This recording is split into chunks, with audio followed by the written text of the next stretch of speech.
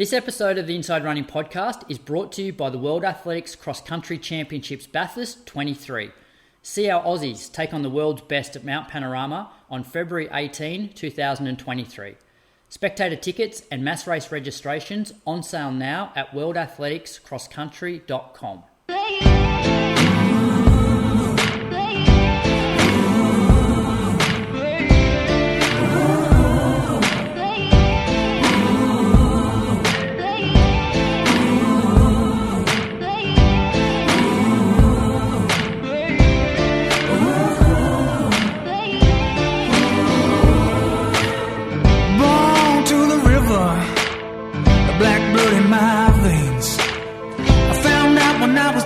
Child, yeah, your skin can bring you so much pain. Now I hear you say you got the best of both ways. Won't you come and take a walk in my shoes and tell me if you take my place? Undercover of my skin, I've heard all your names. If it's all the same, I'll keep on walking.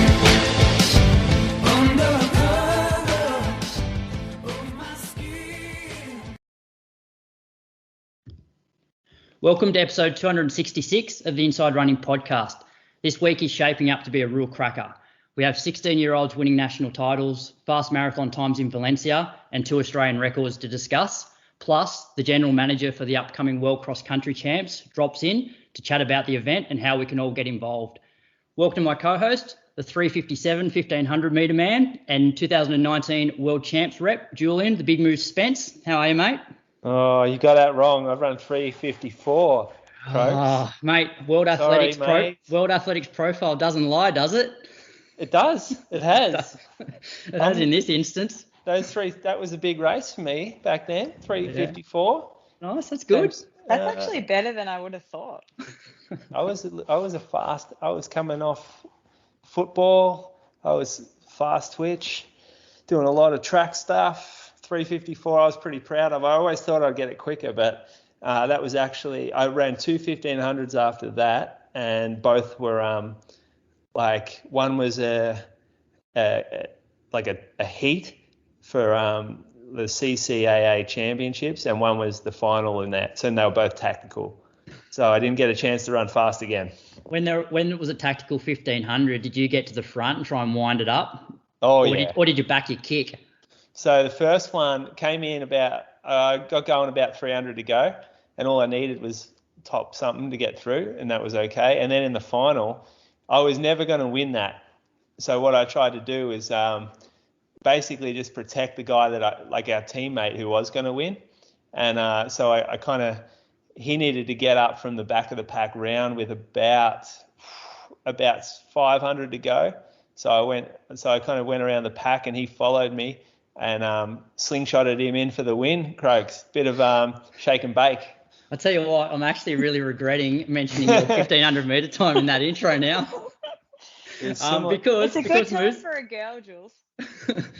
But the reason why, Moose, is enough about you. It's been a massive week in Australian running. It has. Are you pumped for this week?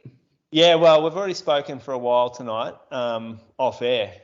So you've kind of sucked a bit of life out of me. All right. I'll come back. All right. Well, I'll introduce our other co-host. She ran the marathon at last year's Olympics and is Australia's 5th fastest 10,000 metre runner of all time from when she finished 13th at the 2019 World Champs in a time of 31:18. She's also Julian's boss at Run Strong Online Coaching. Welcome back to the show, Ellie Pashley. Thanks for having me. I feel pretty lucky that I get to be on the show the day after 2 Australian marathon records went down. Yeah, was it inspiring to watch? Oh, yeah. I can't. Are we going to talk about it properly? No, we'll talk about that later. Let's talk about you first. So we had you on maybe 8 or 9 weeks ago. What's been happening since we last heard from you? So I've just been ticking along since then. I think I had a bout of COVID probably a month ago, so about mid that time period. But otherwise, training's been going well, and I've just basically been building a little bit each week, just adding a bit of mileage.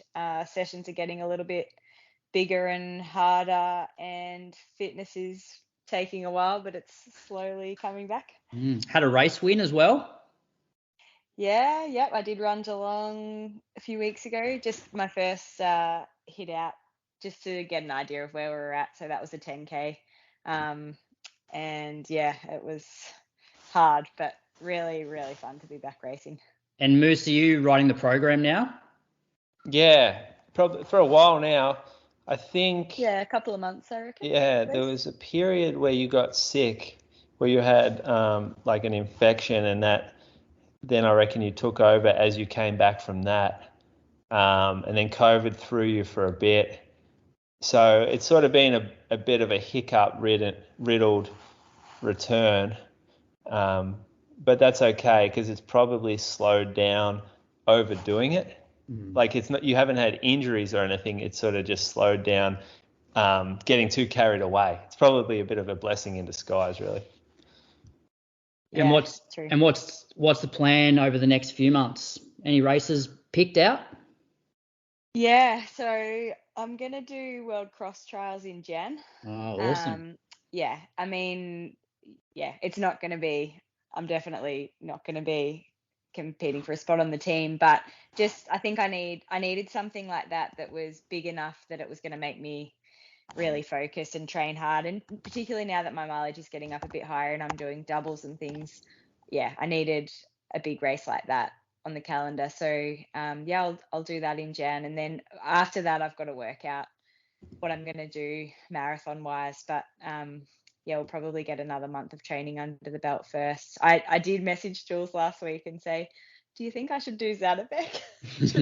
I had a last minute because I knew the registrations were closing, and yeah, I wanted to, if he thought it was going to be a good thing from a fitness perspective, then I was sort of keen to do it. But I also knew that it wasn't going to be a run that I was going to be satisfied with. So, yeah, and it was actually good. Jules just said, I think you just need some good training weeks. I think it'll just be a fair mental whack going out there and getting whooped at Zatopek. So yeah. Question for both of you about World Cross Trials. At that point, so it's early January, where will you be in terms of percentage of fitness, like compared to your peak? Do you think you'll be back to like 70%, 80%? Maybe 70. Depends how the next sort of 6 weeks go. Like it's hard to know. I think the summer gives a good opportunity to get a little bit fitter with the heat down here. Like you've got a good group, Ellie. You're at a level now where you've got people that can do workouts with you, so you've got a group around you as well. Like I fully think, and I would, if I was a betting man, I would put money on you actually making that team. Nice, Moose. I like that. That's not a good bet. We'll see. He'll take my money. Who wants to take my money? See, I reckon I'm going to be 1 month off. Like, I reckon for me, I feel like I probably just need an extra month of weeks at a mileage that's high enough to get me there. Like, I reckon I'll be on the way there, but probably still just absorbing November, December training. And I don't think the fitness will really kick in until Feb, March. But yeah, we'll see. It's going to be a great trial. It's so unknown. Like, we're just working it out. Oh yeah, the trial's going to be awesome. It's going to be a really, really hard team to make, I think, in the men's and women's. Well, even if you miss a spot, you can go and do the golden ticket race the day before World Cross, and as long as you finish top 7 there, Oceania, you get a run. Ah, right. Yeah. I don't know. Walshy will be on later and tell us about this. Yeah. You just have to back up. What you guys are talking about. You just have to back up 24 hours after you've raced. Imagine your legs 24 hours after a 10K cross country. No, you take it easy. You finish in 7th position, and so you basically just do it as an up-tempo jog, because I don't think you're going to get that deep of a field there trying to get the tickets. And so you'll be fit by then, and so then you come out and that would throw a spanner in the works to World Cross if you had some sort of like star show up, win the golden ticket, and then do really well in the race. Yeah, smack a few people who actually qualified for their country. Yeah, there'd be a few nervous. Like, just say Stewie doesn't get picked, or he's injured for the trial and they don't pick him or whatever, and then he rocks up, gets a golden ticket. Should be an interesting position. Yeah. Ellie, do you want to take us through then what you did for last week? Sure. All right. So on Monday, I just did an easy run in the morning. So or 12K. Then I did some drills and strides. Pretty cruisy pace. And then Tuesday morning, I did hill reps. So I had 15 lots of 30 seconds. So I just ran out from home, about 4.5K from my house. There's a basically perfect hill for a 30-second hill rep that goes up to a dam just on a nice gravel road. So I just ran out there by myself or with my dog. And yeah, just ran as hard as I could for 30 seconds. Wildly unimpressive. I don't know what the pace was. It's sort of I think it's quite a good gradient hill. It's not too steep, but it's steep enough that you're working hard no matter what pace you run. But I think I was probably running maybe 330s, 340s for my hill reps.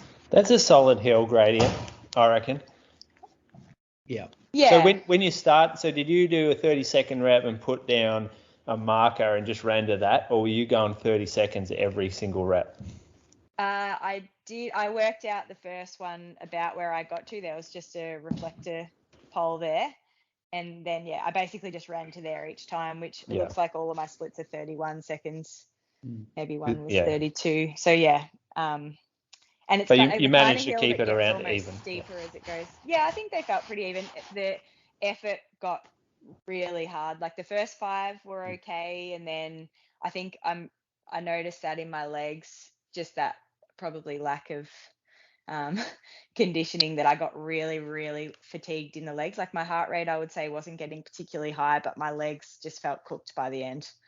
Yeah, because you haven't. I mean, you're using fast twitch muscles that are pretty much non-existent in you anyway. Yeah, exactly. And then you've done no conditioning for it. That would be a hard workout. But also recoveries aren't that long. Like given, if you're running hard for 30 seconds, like the equivalent of hard 200s, and then having to jog back down the hill, you're giving yourself between 50 and 55 seconds. So like it probably would take a toll after a while, that session, because you still have to jog back down. So it's not pure recovery like standing around. Yeah, true. And the gradient of the hill, it's probably the kind of hill that you end up coming down quite fast, because it's not so steep that you're really slow, but it's steep enough that you sort of get rolling, even if you're just really relaxing as you go down. But anyway, that was good because it was hard and I had sore legs the next day. Does the dog do each rep or stay at the bottom? Yeah, no, she does each rep. I don't think she's smart enough to work out that. That's a dumb dog. Stops halfway. That is a real dumb dog. Every time she goes, it's like she thinks it's a game. Yeah. Obviously not affecting her too much if she can do it. No, she's pretty fit. And then I did my first double that day. So I just did 30 minutes on the treadmill in the evening.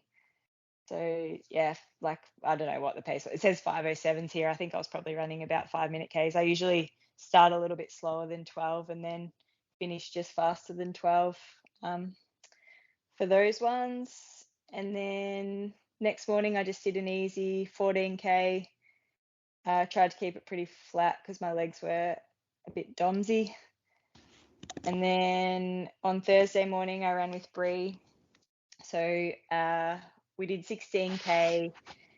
We just did a town loop of Anglesea, actually. I went to her place, had a stack on the run. I was telling her a story with my arms up in the air, tripped on a tree root. What was the story? I don't know. Probably nothing good. Bree was probably like, oh, thank God. Stop talking. And then I did a few surges, I think, at the end of that run as well. Friday morning, did a threshold with Julian and Jordan, who's a guy that lives just down the road from me in Moggs Creek. So, I woke up in the morning and I felt a little bit off, but I actually said to Jules when we started the warm-up, I'm back to that amount of running where your legs and all your joints are a bit achy in the morning. But there's probably another reason for that too. Anyway, started the warm up and my heart rate was really high, but I didn't think that much of it because we were probably chatting and probably running a little bit faster than I normally do. And then the planned workout was 3 lots of a 6-minute float first with heart rate 5 to 10 beats below threshold, and then 4 minutes at threshold. And we started doing the first float part, and within about a minute, my heart rate was up at 181 or 182. And so my threshold's about 176. And I actually thought my max heart rate was about 186. But within this workout, it got up to 190. So I was obviously a bit wrong on what my max heart rate is. But yeah, I thought my heart rate strap was maybe broken first. But the more the run went on, the more I was like, nah, there's something not right. I actually felt okay. My perceived effort was quite low initially, and then towards the end I started feeling a bit nauseous and a little bit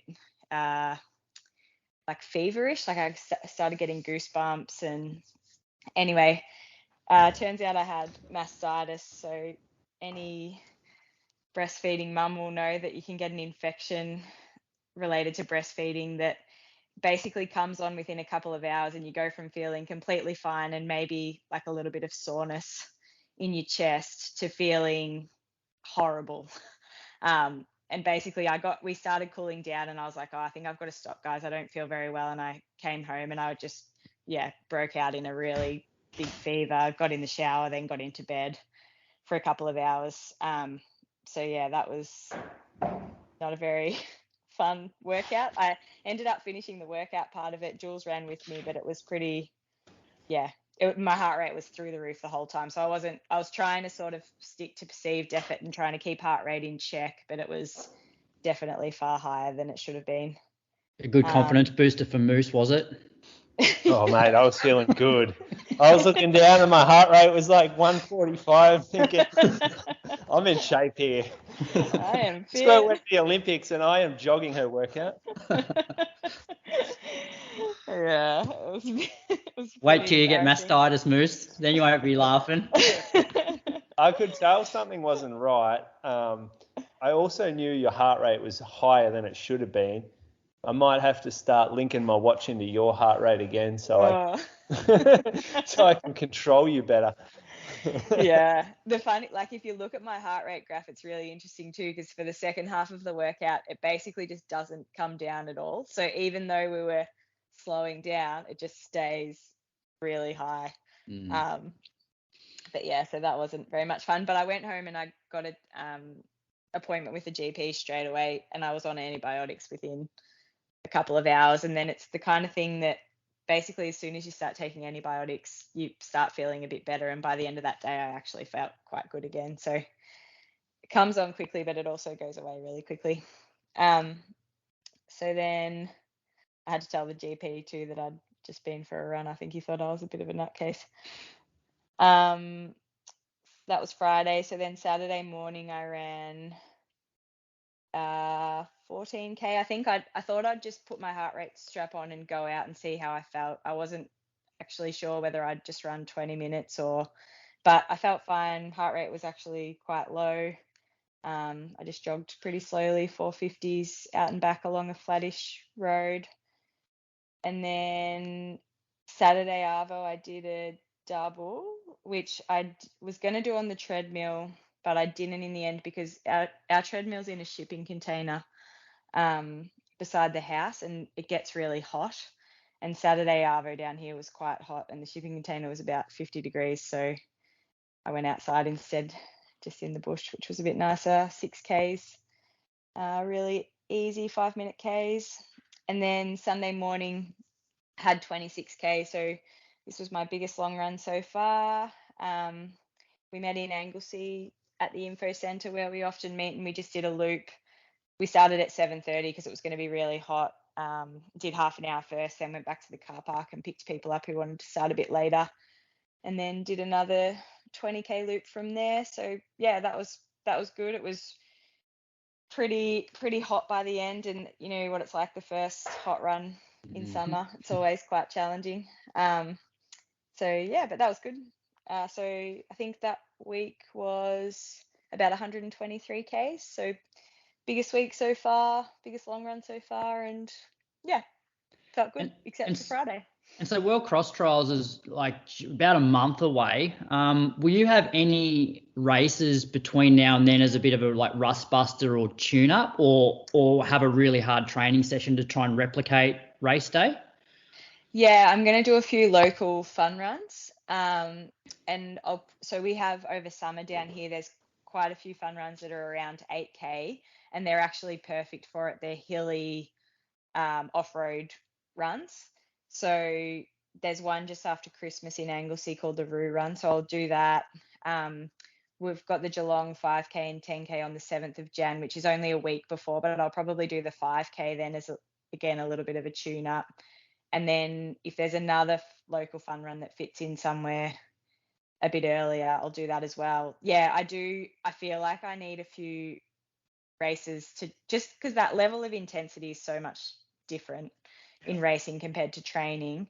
But I don't want to be tapering for races. So any race that I do, I think I'll be going in pretty heavy, but I do need to get a little bit of that under my belt as well as some mileage. So yeah, it's a shame there's not something, well, there is that effect actually this week. It's a shame there's not something other than that, like around now. That would be, yeah, probably a good one to do. But Shame your coach won't let you run it. yeah. I said, say that I could. yeah, you can run it as long as you're okay with running 34 minutes, coming 10th, and getting beaten by a lot of people that you might not be happy with getting beaten by. Then Ali said, no, you're right. If I can stomach that, I'm not doing it. It's just too, like, I wouldn't be competing up the front. I'd probably end up running by myself, 10K on the track. Yeah. And also for me at the moment, it's actually quite tricky at night. The evenings are a hard time with a baby to go and do that, especially because I'm feeding her. So I can't, it would logistically, it would have been really difficult as well. So probably morning races are better anyway. I'll find some ways to work hard between now and then, but yeah. Oh, nice one. Well, we'll look forward to following your progress over the next month. Moose, what have you been up to? I had a pretty good week, 92K for me. I had to add a manual entry just then to get it up to where I needed it, but it was 92 though.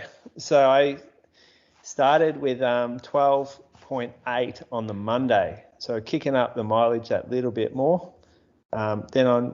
Monday was only 10. Bree and Pia came on a bike, so we got this bike seat set up for the e-bike, so Pia can come along and hang out on the run. She loves it. She kind of watches me run along. We run past heaps of cool stuff she can see. So about 45 minutes is around about the maximum she'll tolerate the bike. So 10K was good. Then Tuesday ran an hour in the morning, got up over some hills, which was also good. Ran through sort of an actual kind of hilly area like that I haven't been very often. It's a bit hillier than I probably should have gone, just considering my knee doesn't handle the elevation that much. But I was kind of so engrossed in a podcast, I didn't quite realize the trails that I was just picking. And by the time I got stuck halfway up this hill, I'm like, oh, fuck, I got to get to the top anyway. So I ended up alley behind the tip in Anglesey, running up to the top of the ridge. I don't know if you know where that is, behind Alcoa, just such a steep area. Really steep. Yeah. It was all right by the end, and I thought, feels pretty good. My knee had started feeling better this week, even though I'd run more the week before. I did a little workout on Wednesday, so I ran 5. I kind of like, the only reason I picked this session was because it was saved on my watch, and I could just do workout. I'm actually going to do that more often, is set up more workouts in there, because I'm not really following a training plan. I have my workout days, but I don't have workouts planned for those days. So I decide pretty much in the warm-up what I'm going to do.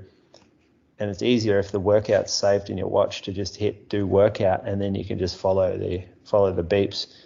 So this one was... Do you think by doing that where you don't have it planned and you just do what you feel like on the day, do you think that you would miss important aspects of training because you just do what you feel like, or do you consciously try to make sure you're doing a variety? Well, I know the overall purpose for the run that I want. Okay. It's just the specifics of it that I haven't laid out in front of me. So on Wednesdays, I try to do some anaerobic stuff. And then on Fridays, I try to do my high-end aerobic tempos or threshold work. And as long as I'm doing something that hits those goals, then I'm all right with it. So it's just, like you get caught up in the specifics. So I don't think the actual details matter that much. Yeah. So you're making sure you're hitting all the right systems. Yeah. So the training's getting done, I think, with the right intention. And I just can't be bothered writing program for myself, basically. So and because I don't think it matters at the moment. For me, at the moment, it's just getting the work in. It doesn't matter, these small little things. But this one was pretty tough. So it's kind of like a variation of a moose fartlek where you do a solid block and then a jog and then a really hard effort and then a jog, and it's all linked together. So instead of doing 5 reps of 3 solid, I did 3 lots of 5 solid. So it was going to work out. You could kind of look at it as about 3 by a mile steady, minute jog, minute hard, minute jog. And because I wanted this to be more anaerobic, I just went harder than what I would normally do if I was doing it. But I think this workout was originally made in my watch like a threshold portion, the 5 minutes, but I wanted it to be over threshold for this because that was the purpose for the day. So the first rep's slow as, because that's just my body. I just can't get it going. And 5 minutes, I didn't quite hit a mile. From now on, I'm going to do with my workouts, I'm going to do like a 2-minute interval before I start the workout, just so that when I hit the workout, I can actually complete it as I want to, because I'm just too stiff and old to get going within the first like 10 minutes. Does the effort still feel high in the start, it still feels high? Like your body just, yeah, right. It feels like I'm sprinting. Yeah. But I'm not. There's a 14-second per K difference between your first one and your second one. I know. It's funny though, Moose. We had the same conversation at training last Tuesday where, like, if it was a race, you would like to think that you would be like tuned, like you warm up, you would have your body tuned so that you're ready to go. But we never do that in training for some reason. Like I'm the same. Like first rep always feels the hardest and is always the slowest because we obviously don't warm up properly. Yeah.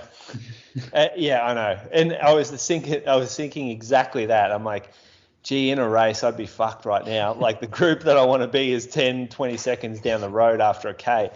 And I just couldn't be with them.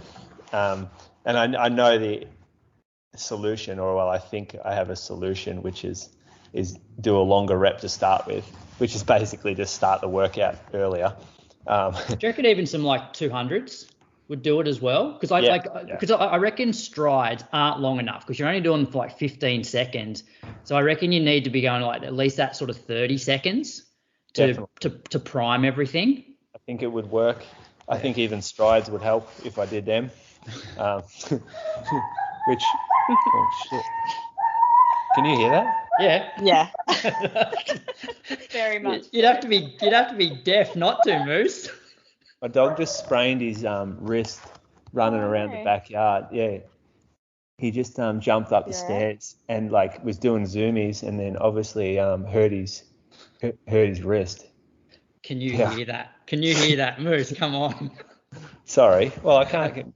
That's it. Go back to your session. This was a really good check on him. This was a good session from you. Please help him. Yeah. So I first rep was 3 18s, minute jog. Then I went harder for the next one. It was slightly uphill, so 3:01 and pace, then jog. And the jogs are proper jogs as well. So then I went 3:04 for the next 5 minutes. And this one was downhill. So you got to include that in the explanation. But I did go harder. And I thought after that rep, I'm like, whoa, I've just made that session pretty difficult to finish. But the jog after that, I think I kind of carried on the rep a little bit. That's why it says 4:22s for the jog, because it takes me a bit to slow down. And then 2:55, again, pretty hard for that minute. 3:10 for the next 5 minute block, and 2:57. So I ended up hitting just over a mile for the next two solid reps. That was the most impressive session you've done for ages, I reckon. Yeah, agreed. Yeah, it's funny you say that, because it didn't feel impressive when I was doing it. Probably because I don't know, I didn't plan it. I don't get up for the sessions. I just go do them.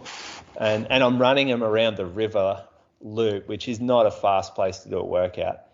90% of it is dirt. And then you have two hills in there, including one pretty steep one just down River Reserve Road alley. It's pretty sharp up and over.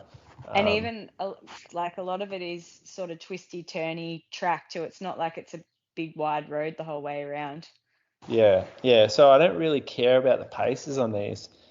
And so I think I'm getting fitter than what this is showing.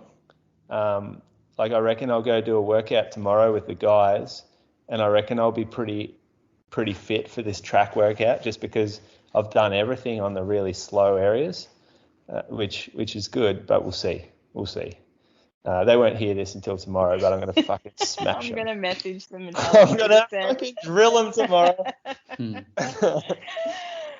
The old session races. Moose will undo all his hard work of training sensibly. He'll be busted next week. My knee pulled up real sore after Tuesday's session. Don't like the track. Haven't run since. Ran 1200s at 1500 pace. I just ran easy on Thursday, 9K, because I was going to do a workout on the Friday, but because Ellie was so slow, it didn't turn out to be much of a workout. And so 30 minutes. We actually averaged 3:37, so that's not bad, Ellie. I know your heart rate wasn't. My heart rate was that. I don't know. Wasn't great.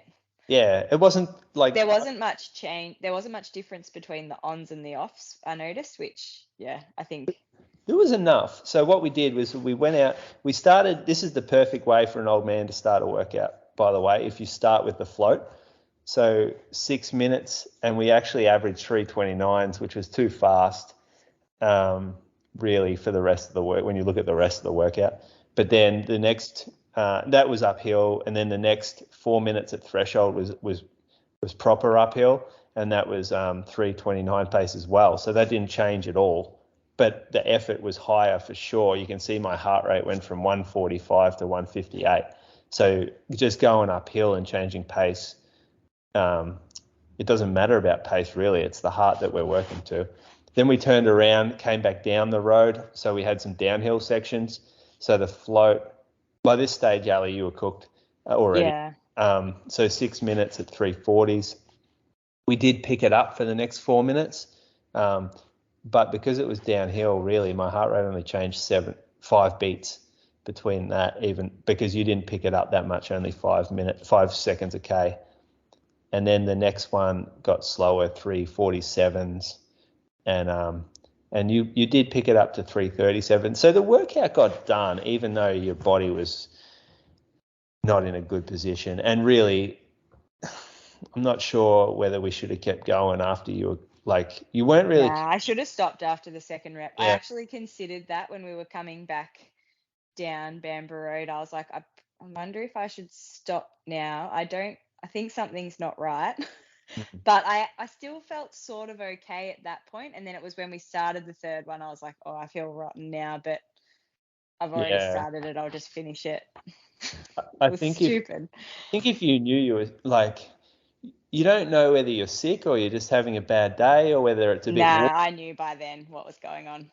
Yeah, okay. I'd suspected it before the run that might be what was happening, but then I was like, oh, no, I think I'm just, when you're a bit nervous about session before you do a session too, and you often think, oh, I don't feel that good. I feel a bit fatigued in the legs, and but I think I did know at that stage what it was. You should have called it off then. Yeah, I should have.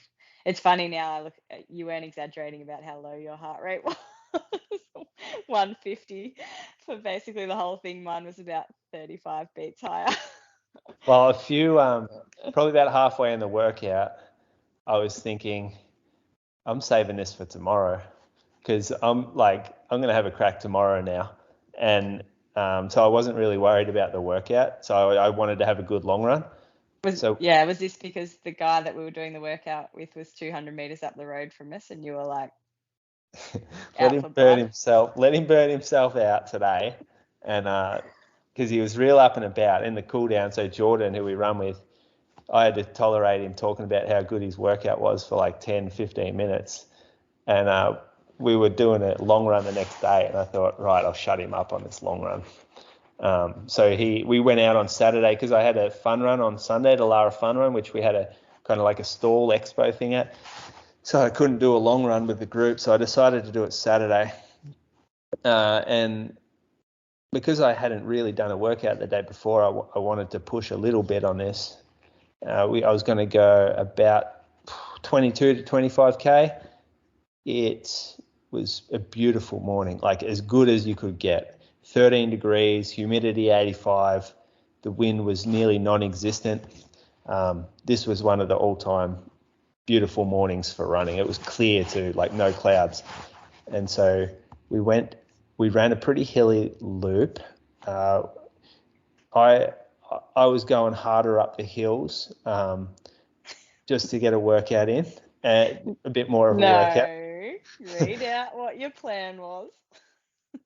There wasn't like a specific plan. That is bullshit. There was. So just to sort of test the guy I was running with, Jordan, who fancies himself pretty highly, I thought, I'll go up the hills pretty hard and just see where he's at and see how fit he is. But then we're at the top of the hill. In order to test him a little bit more, I'll sort of time it where I go about 2 minutes of kind of faster at the top of the hill and then slow down, so he gets a bit of a breather. And then on the next hill I'll push it a bit harder and I'll go for 3 minutes along the top after the hill. I reckon this is what you do just to yourself, Croaks, when you go out for a long run. No, I just run I just don't slow down. The pace that I'm running on the flat, I just keep going that up the hill. So run a bit harder up the hill. Yeah. Oh yeah. Like even I've only run 4:19s on this. You would run 20 seconds a K quicker, and I reckon you'd go around the same amount of hills. No, you got more climbing, like there's 400 meters climbing. Over 22K. Yeah, I get that in like 32K. So that's pretty hilly. This was pretty hilly. And the hills were sharp. Like these weren't gradual hills. You go up a hill and you know about it. So we went around the back of the old coal mine. Then we sort of had a longer downhill. This is where we ended up getting going a bit down here, which was good because it allowed Jordan to just stay with me for longer. And then we hit one of the worst hills in the area, the Bald Hills Road climb up to the Anglesey or the Alcoa boundary track. That's a solid climb up there. And I turned around and I think I saw Jordan. He had a tear coming out of his eye. Like he was so broken that he was crying a little bit. And this was only at like the 10K mark of the run. So I stayed with him for the rest of it, and we just kind of drew it out. We were going pretty good. We got to a point where I could have gone over a hill, but I chose the flatter route around the hill. But by that stage, he was just dropped off the back, and I would stop and wait for him, and it was so much fun. Like it was just a glorious morning for me. I love how the run was 95 minutes, but your recap of this run was 2 hours. Mate, this is the best run I've been on in a year by a mile. All right, carry on. Yeah. Anyway, a lot of complaining after that, and then he had to go and he's a coach of the football club down here, so he had to be back for their group run. So we had to get going after we hit the flat area. So we did. We started to run a bit faster. And then I finished feeling really good. Like I thought 22K, and I thought this is the best run I've been on in a very long time. And all of a sudden, like Sunday morning, got out. We did I actually ran the Lara Fun Run, just jogged it. You can't really tell on here because it was GPS fucked up, and I got this Coros pod. I'm not sure if that's playing a part here, but yeah, the Coros really screwed me on this one. I said I did 7K in 2:27 pace, but I think I ran like 42 minutes or something. So I did 10K. So 92K for the week, and I got super inspired. Like, I don't think I've watched a batch of marathons like that and been so inspired before. And so I'm feeling good about running again. Like, I'm pumped. I have a marathon, actually an overseas marathon in February that I'm going to do. Yeah, it's sort of, I only found out today. I haven't fully committed yet, so I'll just wait till maybe next week to say what it is. But Japan, yeah. Beppu or Biwa, I'm guessing. No, it's neither. It's not. All right. I just got to iron out some details first, and then I can sort of tell you what it is. But I'm kind of pumped. You're back. So are you going to do a proper block? No, I can't do that. So I can't do a proper block. My body won't handle that. So I'm going to do. I'm just going to increase my long runs a bit, and I'm going to keep basically doing exactly what I'm doing, but my long runs will get longer. And I'm not expecting to run fast in this marathon, but at least it gives me something to get out there for, and it can motivate me to train. Also, I think it's a good building block for something later in the year. And if I can get through like a really low intensity marathon, not a low intensity build, but like a half marathon build for this one, it gives me confidence I can build later in the year. Because I was going to bring up, Moose, that you didn't get the email from Berlin saying that you're in for next year's race. Yeah, did you? No, I didn't enter. Oh, you didn't. Well, neither did I. I would have got a spot though because I've qualified. Yeah. No, I didn't. It turns out I didn't enter either. Right. I just thought that I did. So what are you going to do now? Are you still because Bree's going over and you got other athletes going over. So will you try and get a backdoor entry or find another marathon over there? Yeah. So funnily enough, you can look after Pia. Yeah. Well, that's the thing. I thought I'm going to. It would work better for me not to run on the day, and I can go out and support and hand drinks if I have to or whatever. And I'm going to Oslo Marathon. So where the king lives, that's the weekend before. So I thought I might go up to Norway and run a marathon before we go to Berlin.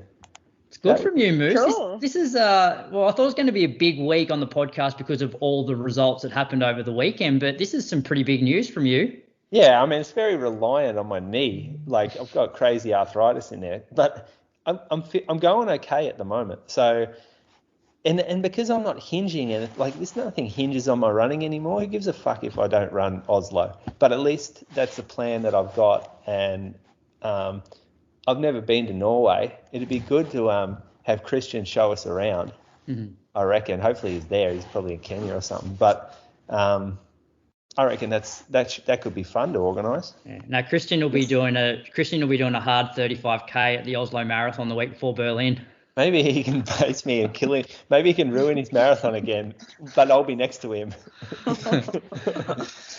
That's good, Moose. Good to hear that you're motivated and you've got a few races planned. I'll quickly. You sound very chirpy. Yeah, he does, doesn't he? Oh yeah, it's still on the high from Saturday morning. Yeah. On that long run. So I was a bit up and about this week because I actually got to do some running. So on Monday I tested my leg. So I'd had 15 days off. So I jumped on the treadmill, and this is what I did in January when I was coming back from COVID and my calf. So I did 4 minutes of running, 1 minute rest, all at 5 minute Ks. And so I did that. I did 5 reps of that. So I ran for 20 minutes in total. It was like much better than obviously it was when I injured it, but I'm like, oh, no, it's just not ready to go. And I was a bit concerned about how it was going to pull up, but it pulled up fine. In terms of like, I hadn't sort of really re-injured it, but I just knew that I wasn't ready to start like running every day. So that was Monday. I then took Tuesday, Wednesday, Thursday off. By that stage, I guess 48 hours after that first test, it had improved like a heap. So I thought, all right, I'm good to go. I'll jump on the treadmill and I'll just see how it feels. And I got through a continuous 30 minutes. Didn't really like notice it at all. Had maybe like a bit of awareness like after the run. But the next day pulled up pretty well. So I jumped on and did 30 minutes again. And then probably even felt better that day. So then when was it, yesterday, I decided to actually test it outside. So I did 8K. I actually wore the Coros pod as well, Moose, for the first time. And I wasn't sure because I hadn't used GPS in like nearly a month, but it added about probably 100 meters over 8K to what I would normally do on this loop. So yeah, I'm not sure, but it obviously didn't mess up this run as much as what it did for yours. So it made your pace slower? No, it made my pace faster because So I'm normally about 8K. Like this loop that I do, that was normally 8K, but it was 8.1. So I was probably more like 430s. But you would be proud of me, Moose. I turned off my K splits. That's my boy. Just ran, like my heart rate, even on the treadmill, like the heart rate's pretty high at the moment, especially like just going up a hill.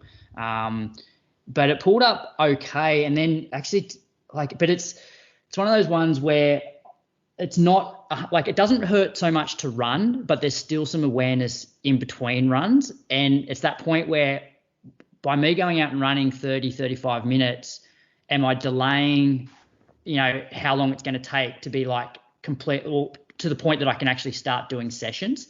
Physio chime in. Well, which one was it? Tib post or was it flexor longus? So the tib post area was sore, but then Ben Liddy, who's a good mate of mine and a pretty highly credentialed physio in Sydney, he messaged me today and said that he'd listened to the last episode and he said he'd never really heard of a tear of like the tib post before. And based on what I was saying, he thought I had medial tibial stress syndrome. And he said, obviously rest is, the best way. And I said, well, how long? And he said, well, based on the fact that when you first did it, like, you couldn't walk around without any pain. He sort of thought 4 weeks, which would be 4 weeks this Saturday. But he said that the bone can handle some load and still improve as long as you're not going above the threshold. So is that sort of what your understanding of that as well, Ellie? Yeah, or medial tibial stress syndrome can be there's such a wide variation of how severe it is. Yeah. Like it can be quite mild, but I'd probably just scan it if I were you, so exactly what it is. Like and the extent of it, because it could be, just some bone edema, but you want to know if it's a stress fracture. Yeah. And you also want to know if it's a muscle tear. Yeah, I just don't want it to. Like I'm happy to take another week off. Like it's almost there because like I ran 10K this afternoon and like I don't really have any pain at all when I'm running. But then afterwards it's like just a little bit sort of tender. But then if I ice it, like right now, like I can push in that area and there's no pain at all. Whereas after the run it was a little bit tender. So it's a tough one whether I just pull the pin and take another week off and hopefully in that with that recovery, it's 100%. And that's what's Ben's sort of recommending that, isn't he? Well, he said, you can still do some easy jogging as long as it continues to improve. Like obviously if you run and it starts to go backwards, then you're better off just resting. Otherwise it could turn into like, more of a stress reaction. Yeah. Okay. So anyway. Did you play around with footwear at all? I've been, since starting back running, I've been running in a more like posted shoe. Yeah, that's good. So I was, the Kayano light I've been wearing. So anyway, but like there's like massive amounts of progress, even from like Monday through to like now. So it's much better now than it was last week. So, but I just don't want to overdo it and go back to where I was. Yeah. Anyway, that's me. Let's thank some Patreons and then get into this massive week of running news. Moose, do you want to go first? Yep, so mine's Michael Berry from Elwood. So a lot of this info came in from his mate Kev. He's also an old man. I'm not sure who is also an old man. I think it's referring to you, Croaks. He's also an old man. Must be like you. But he's getting faster. Unfortunately, you're not getting faster at the moment. No, I'm not. He's chasing sub 3 hours in Tokyo after running 3 hours 7 in Chicago. 7 minutes is a chunk to take off still there, Michael, but Tokyo's pretty quick, good conditions. He ran 18:40 at Collingwood 5K, which was a PB. Half marathon, 1:26:58, which was the Sri Chinmoy Como landing half. And then he's also a diehard D's fan.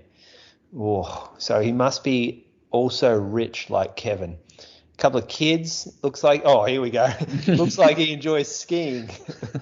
Yeah, classic Melbourne Demons supporter. Had some nice photos on Strava where I think he must have been over in like Canada or something. Awesome mountains and snow. Chasing the marathon majors around the world as well. Yeah, a lot of cash from Michael. Thanks for giving some of it to us. Who you got, Ellie? I have got Ryan. Now, I should know how to pronounce this because Ryan's a run strong athlete. I'm going to say Zwano. Yeah, there's only one way to say that. Zwano? Is that right? Yeah. Surely that's the only way. Please correct me if I'm wrong, Ryan. But he's based in Northcote in Victoria, and most of his PBs came from this year's Burnley Half Marathon, where he ran 17:52 through 5K, 36:03 through 10K, and then finished with 77:34. So that's a great run. 2:47 at last year's Melbourne Marathon, and he finished third in the 2019 Surf Coast Century 100-kilometre race. Might work for the Department of Justice and Community Safety in Victoria. And yeah, he's coached by Scott Stacey, who's one of our coaches at Run Strong and runs with the Hunter crew, I'm pretty sure. Thanks, Ryan. Stuff, Ryan. Thank you. And I've got Jared O'Donovan. Jared lives over in Mount Hawthorn, so WA, Perth. PBs of 5K 18:26, 10K 38:50, which he did at the Perth Bridges 10K, 85 minutes at the Perth Half Marathon. And his marathon PB, I believe, is 3:45 as part of an Ironman triathlon. Does a lot of cycling, and I think he might actually be from Ireland originally. So thanks for your support, Jared, Michael, and Ryan, and all the other legends over there at Patreon. Brady informed me that there will be a final episode of Road to Valencia later this week when he gets back in town. So look out for that. And thanks again for your support. You can race on the official World Championship course at World Cross Country Bathurst 23. There's 3 days of action-packed mass races from February 17 to 19, 2023 at Mount Panorama. Race in the Golden Ticket events, run with your club as part of the club's challenge, or compete in the historic World Masters Athletics Championship races. Something for everyone. On sale now at worldathleticscrosscountry.com. Use the code INSIDERUNNING10 before January 7 to get 10% off your entry fees. Running news. Did you guys notice with Jared's times? 3:40. Hang on, no, ignore that. Keep going. All right. Let's ignore that. running news. So we've got a couple of big marathons to discuss. Let's start with the one that happened first, Fukuoka. Moose? Yeah, so Fukuoka wasn't that publicised, and we didn't spend it wasn't as hyped, I guess, for us, because we got our mate Brady running at Valencia.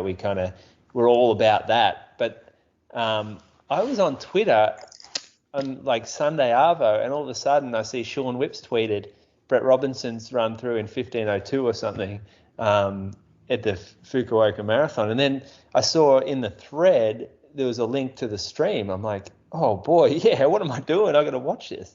And so then I pulled up Fukuoka, and it was brilliant. Like, it's a good stream. It's Japanese commentary, but they've got like, they don't care. It's kind of no frills. Just post the winners group, I guess, and they also look at some of their sort of more highly fancied Japanese runners throughout the front group. Seemed like it's still the male only race. And is this the last Fukuoka to go? No, this is the one that this came back. So I don't know whether that means it's going to be there next year as well. But supposedly it was a really small field. This was the one that, remember, at one point I was looking to enter, and like Andy, like there was talk about potentially Andy doing it, and it was going to be capped at, was 150 or something, and basically on the, whatever times you've run. Yeah. They only had 53 finishes. Yeah. And the slowest was 2:29.37. Yeah. So this is kind of like qualifying time for a BWA setup. I thought it was under 2:24, because I thought I just scraped in with what I ran at Gold Coast. Yeah, well, it could have been. Yeah. It could have been, but some of those athletes may have run 2:29 on the day. There was quite a few DNFs. The slowest person through halfway, by the looks of it, was 73 minutes. Mm-hmm. Yep. That's pretty good. That is just an elite race, I guess. But all eyes on that front pack was Brett Robinson. So the splits, as we were watching, were pretty fun to watch.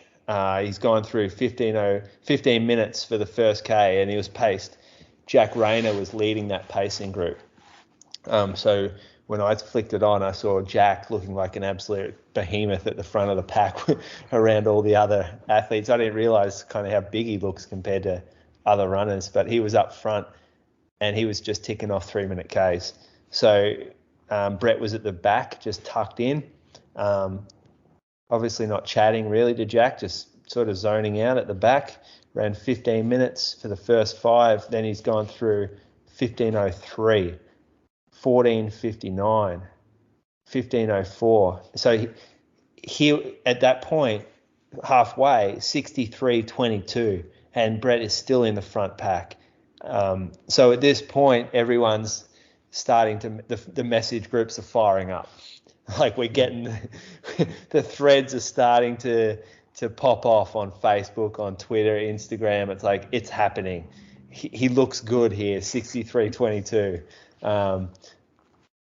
Then like the pack kind of broke up at around 25 to 30K. So the front group, they went 14:55 for that next split. Brett went with them, 14:56. 15:04, the front guy. Brett stayed with them, 15:06, and that's when that's at 30K. So we had at 12K to go. He's well under record pace. So pretty much everyone's just locked him in here and said he's there. But there was a little stumble. So from 30 to 35, Brett's run 15:14, and the winner has run 15:01. So the pack split. All of a sudden, Brett's kind of in the second pack. But good news here, he was leading the second pack. Mm-hmm. So if you see him up front pushing, trying to chase down the runners that are dropping from the front pack, that's just a brilliant sign. So at that point, we know he's still good. His split slowed again, 15:25. So he was starting to bleed a little bit of time here. However, by that stage, it's kind of a lock unless he falls over or has like an immense blow up. And we have seen it before, not so much just from him, but from other people at 40K. They cook it. But he finished strong. So here he comes, 2:07.31, taking the Australian record, finishing in 4th place. He now owns the half marathon record as well as the marathon record. Mm-hmm. There are no asterisks left at the top of the leaderboards anymore for the men. He got rid of the asterisks for the half marathon by taking it cleanly in sub 60, and he's taken the asterisks away from the top, which decaled from his run at Boston Marathon, Now, the asterisk refers to a net downhill race, which is a course that's not eligible for record purposes. However, Deke ran that before they brought that rule in, I believe. So that's why we still use that as the marathon record. Whereas so there's been like a little bit of a cleanup there with that process of Brett running this on an eligible course. And so we start to go, well, Brett Robinson's the fastest marathoner we've ever had. He's the fastest half marathoner we've ever had. Did you think that he would ever get this record, Crux? Well, like it's one of those records, and look, the awesome thing about this run is because it was Deke's record, and we spoke about this off air, Moose, that people that don't even know running know of Deke. And so because Brett broke that record, he was on the Channel 9 News this morning. Well, Brett wasn't, but, the footage of him running. So it was cool that it was in the mainstream. But we also spoke that, like, the fact that this guy's run sub 60 for the half, like, he should be able to run 2:07. When you're looking at all the conversions, I know the marathon's a different beast, but, he's run so much faster than what Deke and Mona have run over the half. So he's more than capable of running this time. And every interview you've seen with Brett since he started the marathon, like, he deep down knew he could do it. And he actually so I messaged him and he said, yeah, like, it was nice to actually just run a time that I, thought or knew I could do. And I reckon now, like, I think he'll go faster. Yeah, I've always, like, it's always hard when someone moves to the marathon and we put pressure on them, given their pedigree over the shorter distances, to go and smash one out of the park. And I don't think it's fair, because the marathon, as this is shown, as Sinead's run shown, it takes time to learn it before you nail one. I think the average is like six marathons before you run your fastest that you'll run for your career. And it's just good to see that Brett he's almost like a scholar of marathoning, the way that he's gone away and he seems to have learned something, and he's considered what hasn't worked, and he's working on his breathing and his nutrition, and he's actually proactive in getting better, which I mean, it's been like, you could go away and go, oh, the marathon's not for me, I'll just go win every single road race in Australia for the rest of my career, and that's the way I'll do it. But he keeps showing up for him, which is really impressive, especially given that it's obviously caused him some anxiety, the stitch stuff that he gets, and the constant, what he would consider failures at the marathon. It's hard to go back and keep subjecting yourself to that time after time. He looked good, didn't he? He looked good just rolling 3-minute Ks. Looked easy. He looked, do you reckon at the end, I reckon he looked like he had rinsed himself when he crossed the line. Like, there was no he didn't look elated at the time, or he didn't celebrate. Yeah. He looked like he had absolutely rinsed himself. That's what's cool about the marathon, though? It is one of those events that when you nail it, like, and you cross the line and you're absolutely spent, like, even though he's broken the Aussie record, just no celebration, because he's just left it all out there. Yeah. What I find fascinating as well, like, when you think about it, like 3:01 per kilometre for 42K, like, yeah. Man, I'd take 1K at that at the moment. But also, like, looking at his Strava, like, those guys go and do thresholds around Albert Park, like, every Thursday or Friday or whatever it is. He'll do 30 minutes at about this pace, which goes to show, like, that's not training that hard, is it? If you're only doing it for 30 minutes.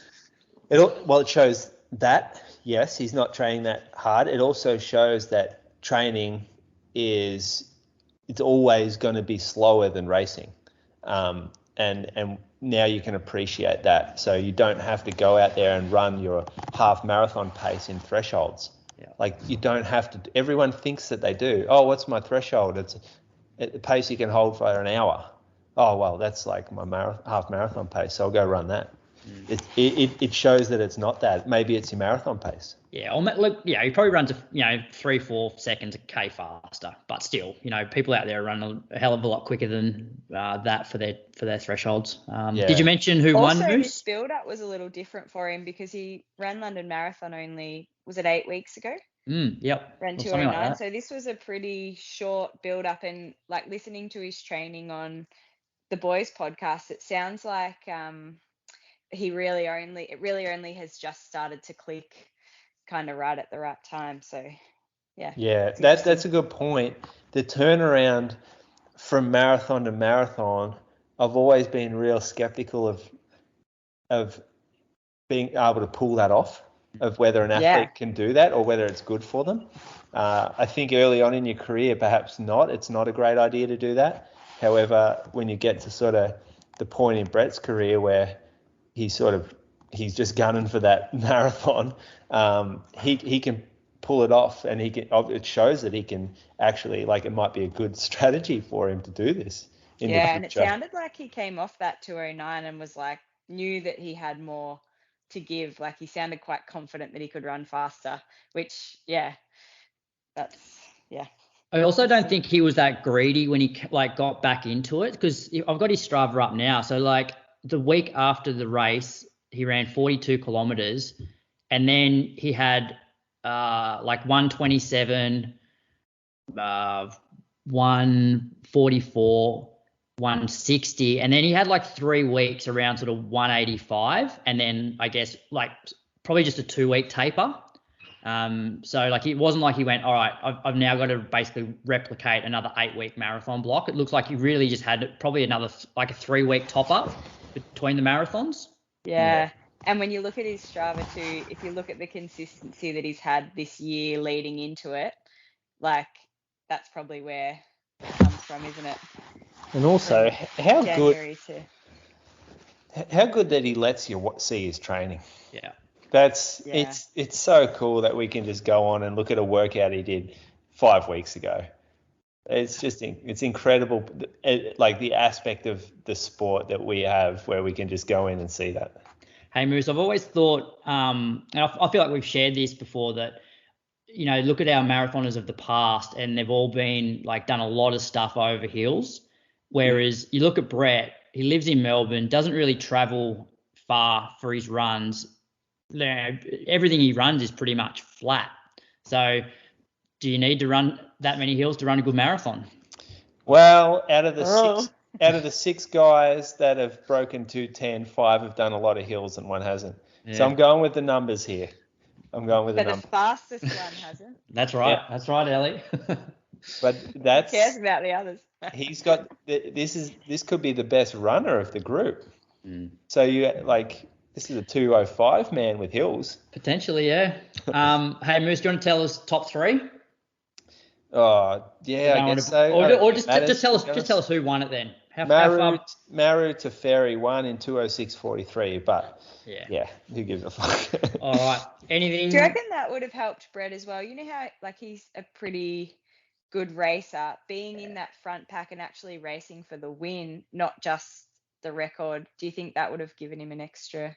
Yes, lift? definitely. 100%. And it's a good point, Ellie. So Jeff Hunt holds the debut record at 2:11 flat, and that was his quickest ever marathon. And he was in the battle to win the race for a long time. So I definitely think that helps, rather than just being 10th, 11th, and 30 seconds back down the road. Time trial, in the third pace group. Yeah, it's not the same.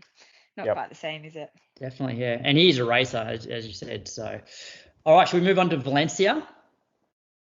Yeah. Let's before we go through the results, let's talk about our 2 fellas that are on the Road to Valencia podcast. All right, yeah, because actually we did have, and this might be a moose on the loose about the poor coverage or how the app shat itself basically. But yeah, we had Kristian, who unfortunately was a DNF. Then he pulled out around halfway. I don't have his Strava in front of me, but in the lead up, he'd been battling some hamstring issues, and it sounds like that flared up again on race day. Ali, you listen to Road to Valencia, don't you? Yeah. And so thoughts on how Kristian handled his hamstring? Should he have run?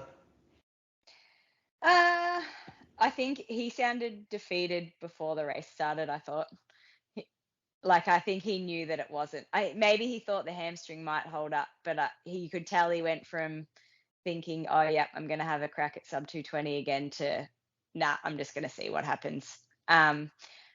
Yeah, I mean, I think if you're going into a race already feeling like that, then there's maybe no point in running. But, yeah, I mean, I don't know. I don't know exactly what was wrong with his hamstring. I don't think running a marathon on a hamstring tear is ever really going to end well.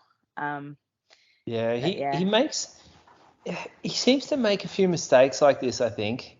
Like running Berlin when he was sick. That was it's a self-confessed mistake. He said I should never have started. He's had a few runs now in the build-up where he looks back and goes, oh, I shouldn't have done that run with like the position that I was in at the time in training. And I feel like he'll look back on this one and he'll go, yeah, in retrospect, I shouldn't have started the race. Yeah. Probably in his mind too, though, he wasn't going to go again in a few weeks and do another one anyway. So maybe he was a bit like, I'll just start it and see what happens. Because it wasn't like there was another really fast marathon in 3 weeks that maybe, because you just can't keep getting up for them like that. So he was probably of the thought process that he'd just, run as far as he could run and stop when he needed to, and hopefully not make his hamstring too much worse.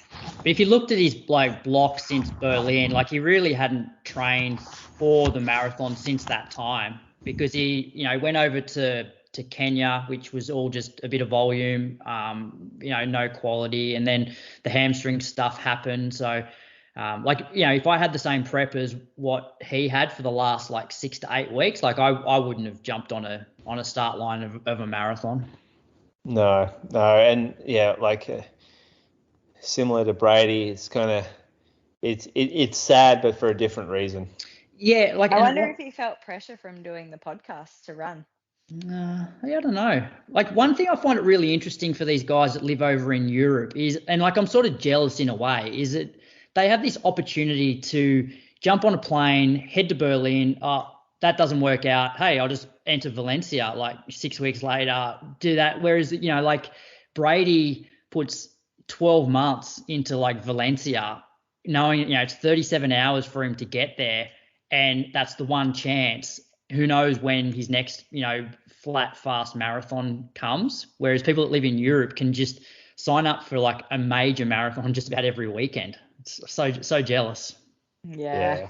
It would be nice, wouldn't it? Yeah. And then Brady, he finished 91st overall in 2:20.25, going through halfway in 68:06. So yes, obviously not what Brady wanted. 2:20.25, even I don't want to sound patronizing or anything, but it's still a fucking good run. 2:20.25, and it's not what he deserved. He deserved faster, but he still held on quite well to run a very respectable time. Yes, he's not happy with it, but it's still fast, and he's still come away with something respectable in my mind, even if he won't be happy with it.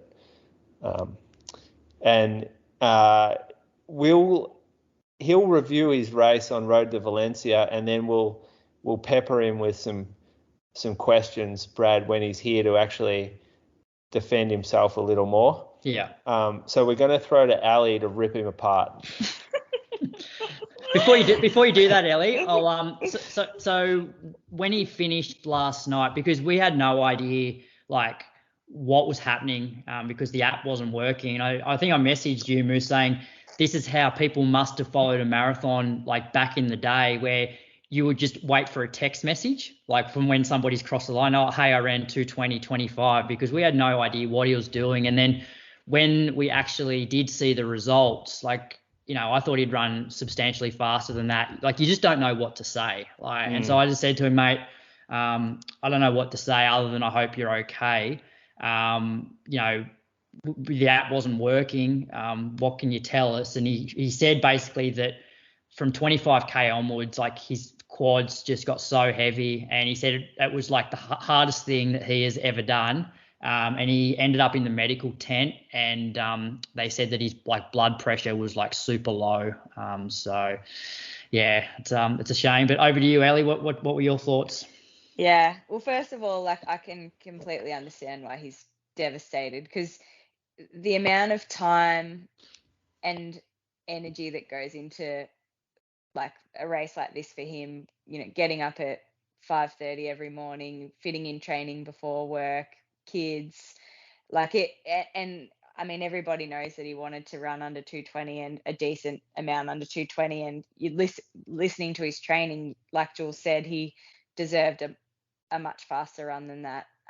So yeah, it's a huge sacrifice, I guess, that you make to do these things, and I can understand why he's disappointed. But yeah, I mean, it is still a good time. But the first thing that I think when I look at the splits is that he just went out too hard, and it's so easy to do in a race like this. Like, everybody who was watching saw, they were saying the conditions are as close to perfect as you can get.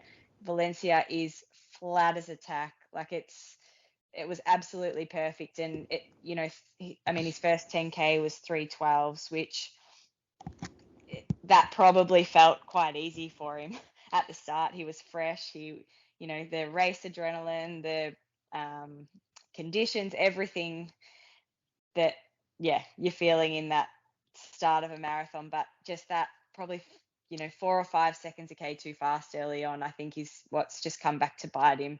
And you can sort of see it's just he's gradually slowed as he's fatigued.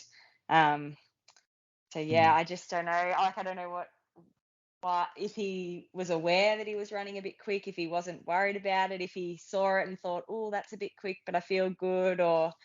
But to me, like, that's the big thing, I guess, as a coach, that I say to people, like, if you just run even a few seconds too quick in the first 5k, you're going to pay for it. And you pay for it exponentially too. You don't pay for it with a few seconds in the last 5k, you pay for it with 10, 15 seconds in the last 5k. Like, it's a big, and sometimes more, which in Brady's case was more. Yeah. So yeah, I just feel for him. And yeah, I mean, maybe it's good that we didn't have the splits, because that would have been probably stressful to see. Yeah. See that. I don't know if you guys would have seen 3:12s and thought, ooh. But yeah, I mean, yeah. Well, we knew that he was behind G'day. Yeah.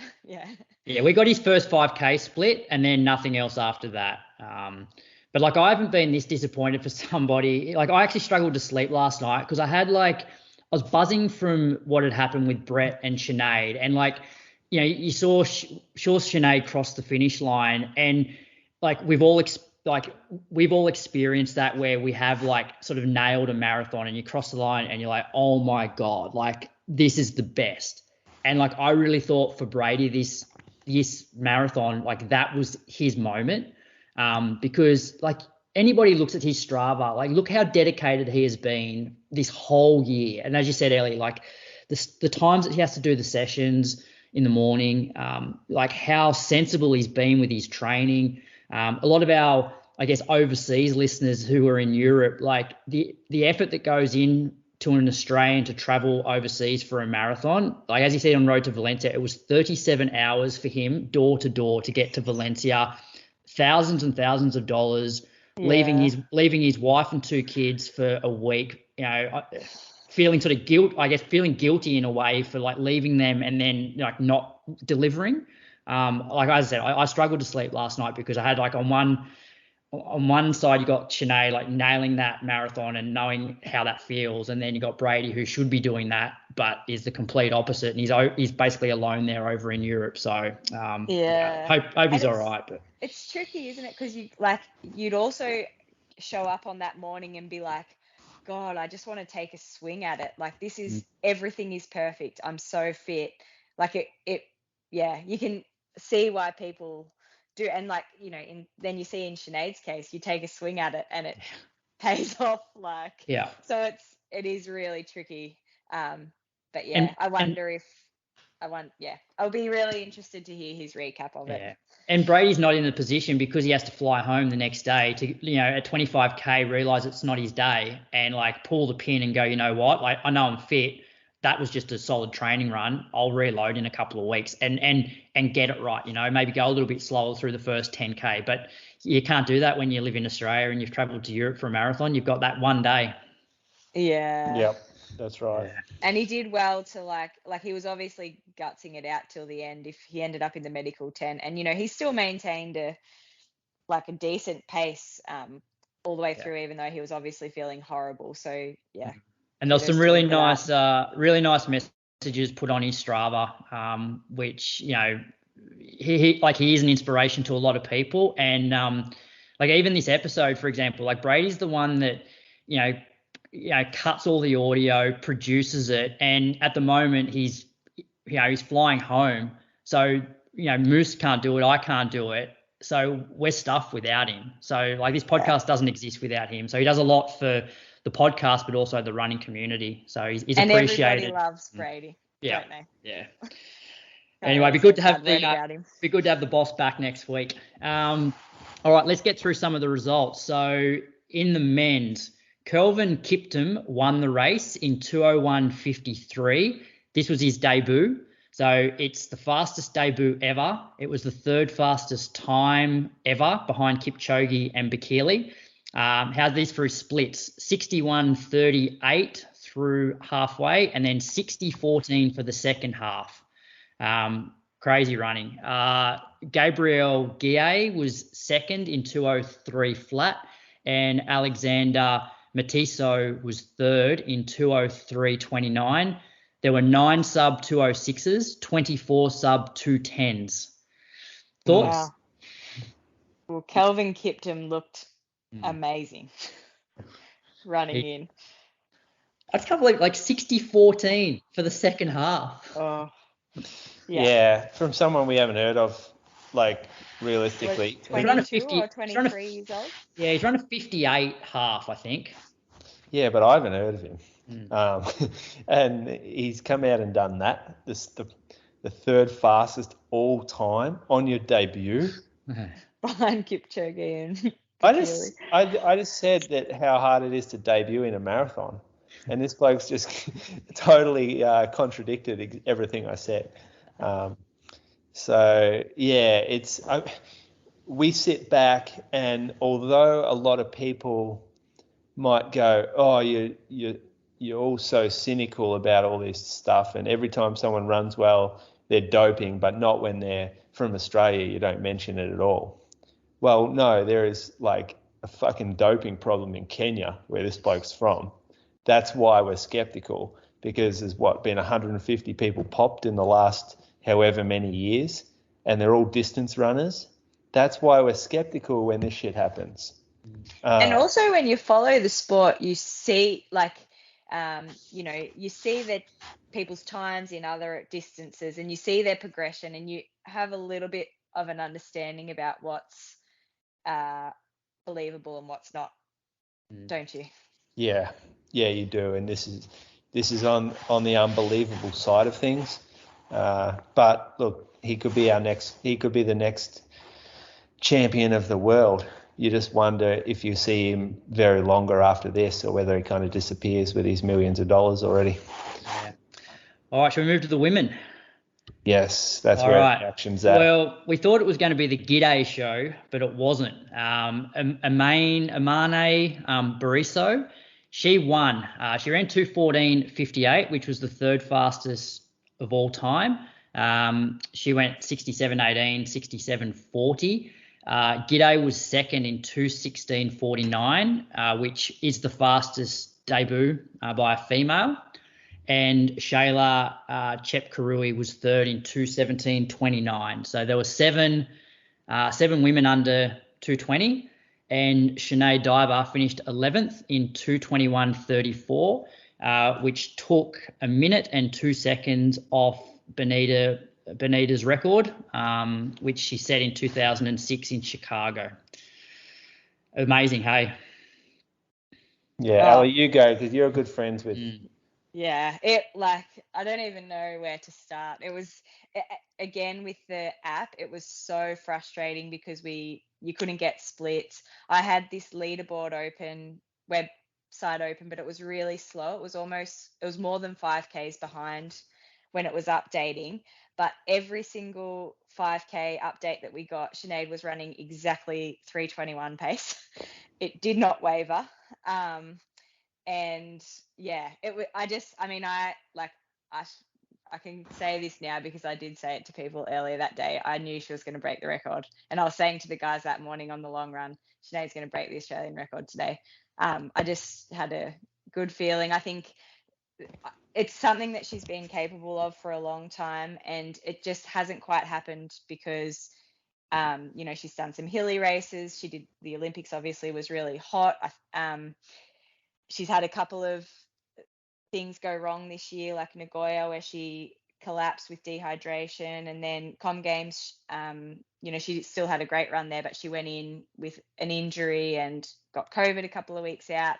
And I'd been listening to a little bit of her training, and her training is always insane anyway, but this kind of just sounded like it was on another level and with ease, the way that she was doing it. And yeah, this was the run that she knew she was capable of. I think everybody else knew she was capable of it, and it just, everything came together finally for her at the right time, and she just absolutely nailed it. Executed perfectly. It was just brilliant. I don't know. Look, as you said, her sessions indicate that she's capable of this. Because when she came on the show and she told us about the 5x4K session that she did, which I did that one with her before the Olympics, and I thought that was impressive then, which she obviously finished 10th at the Olympics. But then this prep, she was running that session even faster, going through halfway in the session in 70 minutes. And I also said to Moose off air that like Brett running sub 60 for the half indicates that, he should be able to run 2:07 for the marathon and break the Aussie record.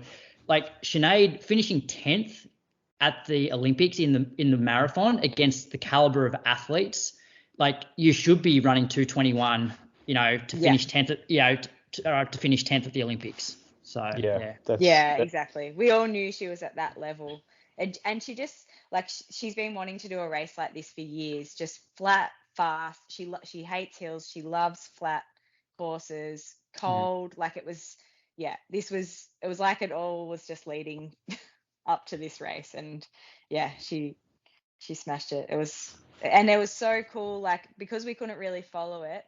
I was so glad that the camera captured that 15 seconds at the end of her. That was cool. It was you were watching her realizing what she'd just achieved and thinking, oh my God, all of these years of work, and nobody works harder than Sinead.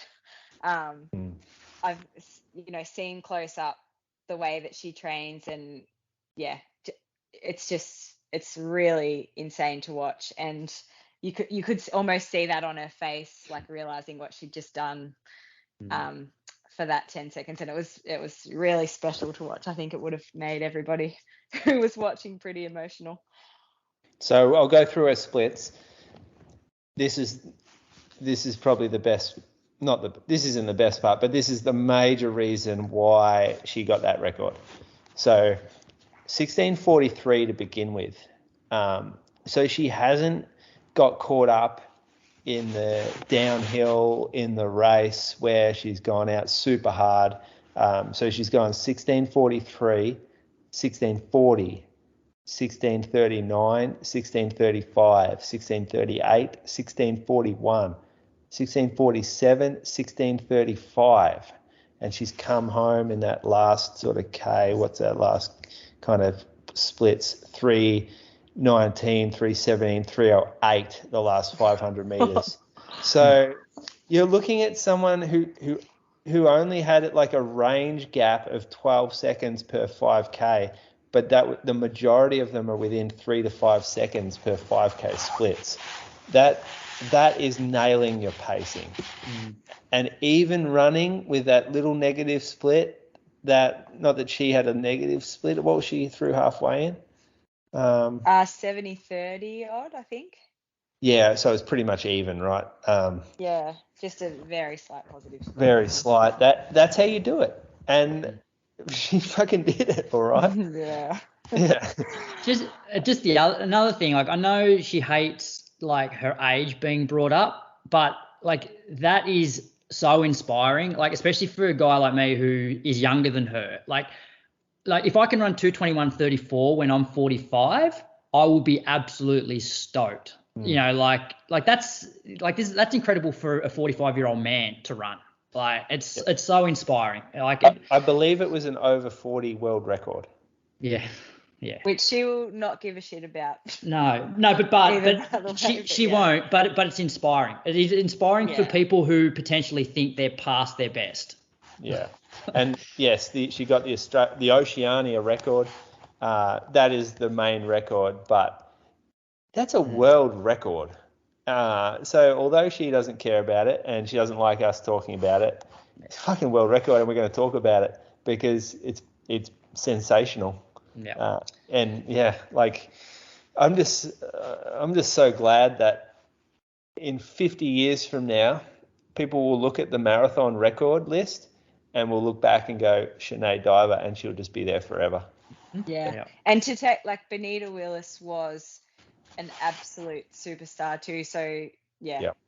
You know, taking her record is her records, like, you know, she had them across almost every distance, and they've all taken quite a long time to they're only just sort of starting to get knocked off now. So look at the caliber of athletes that the records used to be held by. You had a world cross country winner, and you had a world championships marathon winner, Deke and Benita. They were the best, or at least the top 3 to 5 in the world at that time that they were running. And in that particular race that they were running it, they were the best in the world. So there's a reason those records lasted so long, and there's a reason we should celebrate them. What'll be interesting now, and it's good actually having you here, Ellie, because as you know, like once somebody sort of breaks through a bit of a barrier and a ceiling, it sort of means like others do it. Like we've sort of seen that resurgence with, like, I don't know, maybe women's 1500 meter running at the moment. You know, how many girls are sort of going that sub 4? But do you reckon now, like we've had a big chunk of females around that 224 to 226, does that then make them and yourself all believe that, you know, 221, low 220s is capable, is doable? Yeah, well, I mean, 221 is another level. But I know you're right in what you say. Like we've seen it with the American women as well. As soon as the norm, like the goal went from 225 to 220, and then now we're seeing how many more American women are getting closer to that 220 or sub 220 barrier. And I think what it will mean now is that people are going to have a swing and we saw, like Lisa, she did it in Berlin this year. She had a crack, and they're probably, people hadn't really been doing that with Benita's record prior. Like you said, everybody was going to try and run 225. And yeah, I think now it is going to change, and people are going to go and have a crack at even faster times. But yeah, I mean, it's still going to be no easy job trying to get close to that record. But yeah, it's exciting to see what it will do. I think that making the Paris marathon team for 2024 is going to be, you're going to have to run so fast. It's not going to be 225 or 224. It's going to be more like 223, 222. Yeah, agreed. Just another note on Valencia before we move on. There was like a heap of national records, 87 sub 220s and 369 sub 2 hour 30 runs. Is this the new Berlin? Yeah, it sounds like it. Oh, maybe. Did you see the masses coming in at like between 230 and 240? Yeah. No. It was like what you'd see at the 3 hour 30 mark of another marathon. It was crazy. Yeah, it seems to have that, like it's out there now. The world knows about it, and people will travel for fast. We know that. And it sounds like it's easier to get in than Berlin too. There's no lottery, is there? No, you just buy. Yeah, they sell out. Like they've got a certain amount of spots, but if you buy early enough, actually, and I think the earlier you buy, the cheaper it is as well. So yeah, you just buy an entry basically. That's cool. No lottery, but it might change. It might change, I reckon, if this continues, this trend. Yeah, but they don't give out the like the World Marathon medal thing. So you don't get 6 that all go on this one super medal. There's a few people chase that, no doubt. All right. Maybe this is the event for people that want to run sub 2:30. Yeah. I wonder how many were there that ran like 4 hours to 7 hours. Maybe it's just a full-on front-loaded race. You can look that up and report back next week, Moose. Okay. The other marathon that we had was Ed Goddard over in the US in the CIM marathon. He finished 7th in 2:13:36. So that covers all the marathon talk for the night. Let's move on. Poor old Ed. Normally you'd be like 2:13 over in California, but yeah. I believe he went through in about week to do that. Yeah, I think he went through 65 something through halfway. Wow. Ellie, do you want to talk us through the results of the Albie Thomas Mile, which doubled up as the Australian Mile champs? Sure. So in the men's race, we had Cameron Myers take the win, who I believe is 16 years old, 4:07:04. Joe Deng in second. Good to see him back. 4:08:44, and William Lewis third in 4:08:47. I actually didn't watch this race. I don't know if you guys did, but I'm guessing maybe it was a tactical style race. Slow early, and then Cam Myers, it was a bit like what he did at the New South Wales 3K, sort of just got to the front, maybe like 450 out, and just sort of gapped the field, just wound it up, and they never really brought him back. He's been unbeaten this season, and I heard some stats. So Jakob Ingebrigtsen has the youngest person, or he's the youngest person to break the 4-minute mile, and I think it was like 16 years and 10 months. And so I think Cam has like a few more months to try and do that. But based on his form, I reckon he's in sub 4 shape. Knows how to win a race, doesn't he? He does, yeah. That's probably the best bit. He's just he knows how to finish first, and he's got his tactics down pat. Like, okay, at 400, I get to the front, and then no one passes me. It's pretty simple. It sort of reminds, like, the problem he's had though is like, we don't know how fast he can run because he hasn't been pushed. It was almost like that period. Remember when Ollie Hall was going out and doing all these 1500s, but he was like absolutely killing everyone. It's like, well, how fast can Ollie run? Because he hasn't actually been challenged. So I'd love to see Cam in a race where, you've got guys like Stewie and Ollie. To see what he can actually do. Yeah. I'm sure we'll see it. I'm sure we will see it. The women's race, we had Isabella Thornton-Bott take the win in 4:35:36. Jayla Hancock Cameron was second, 4:36:12. And Ainsley Van Graan was third in 4:38:49. And that was actually a photo finish with Fleur Cooper. Yeah, so they were given the same times for third and fourth, but it went to the photo. Geez, that's a lot of surnames, isn't it? It is, Moose. That's 3 girls, 6 surnames. Yeah, so Isabella, she's over at the University of Oregon, and so she's back home after she ran quite well at NCAA's in the cross. So she's back, taking out the Aussie title there. Moose, just a couple other bits of running news. Yes, so Kai Robinson, who was like 9th or 10th at NCAA cross last week, he went and ran a 5K at an indoor meet. He ran 13:11. That's the 3rd fastest time ever by a college athlete. Stanford record, and I believe it's pretty close to. It was behind Ollie Hall's 5K. Yeah, Ollie was like, did Ollie run like 13:09 maybe? Yeah, but it was very close. So although he didn't have a good race at cross country, he is in shape. Yeah. And that's it. he's another. He'll be longer than Ollie Hoare, but we're going to see the same kind of caliber athlete come out of college here with Kai. I believe he was one of my athletes to watch this year. Oh yeah. Well, yeah. bet you didn't pick this one. No one picked this for the athlete to watch, but Steve Monaghetti has run 15:52 at the Collingwood 5K. So that was a track meet held by. This is the one I was trying to. Yeah, and now I know why you didn't run, because you would have been tailed up by Mona. Oh, you would have smoked me. It was an over 60. He was the fastest time run by an over 60 runner. So it's not a world record because it wasn't a sanctioned meet. I don't know what that means. Does that mean that there just wasn't enough officials, or did they just not pay to have something? Because was it not like electronic timing, or like I don't know. No, it would have been electronic timing, wouldn't it? So actually, it's funny this, because I looked into the permit stuff for the Geelong meet that we're putting on January 7th. Actually, a good little plug here: 5 and 10K races down in Geelong. They'll be graded. Everyone can show up. You can be invitation. You don't even have to be an AV member.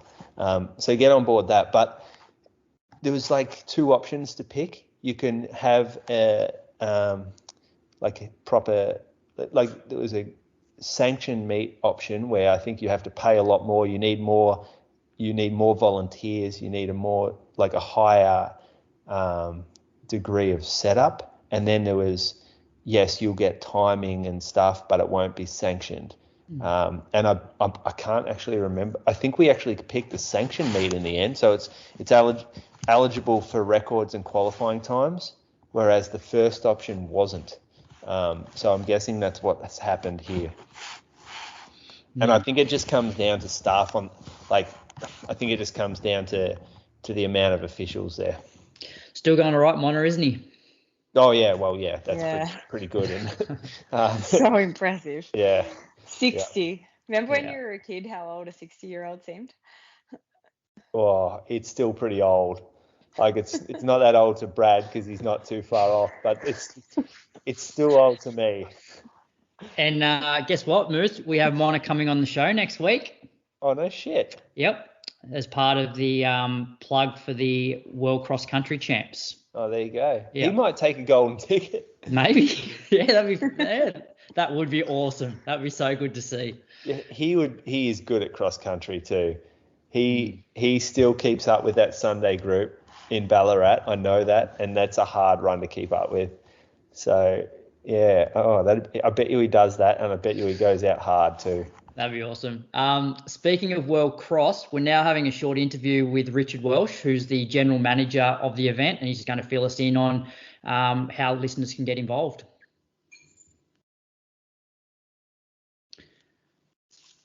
All right, we're just over 10 weeks away from the World Cross Country Champs in Bathurst, and we're fortunate to have the general manager of the event joining us this week. Welcome back to the Inside Running Podcast, Richard Welsh. G'day, gents. Great to be with you again, talking World Cross. Yeah, thanks for giving up some time in, I'm sure, it's a super busy period for you. How's the event coming along?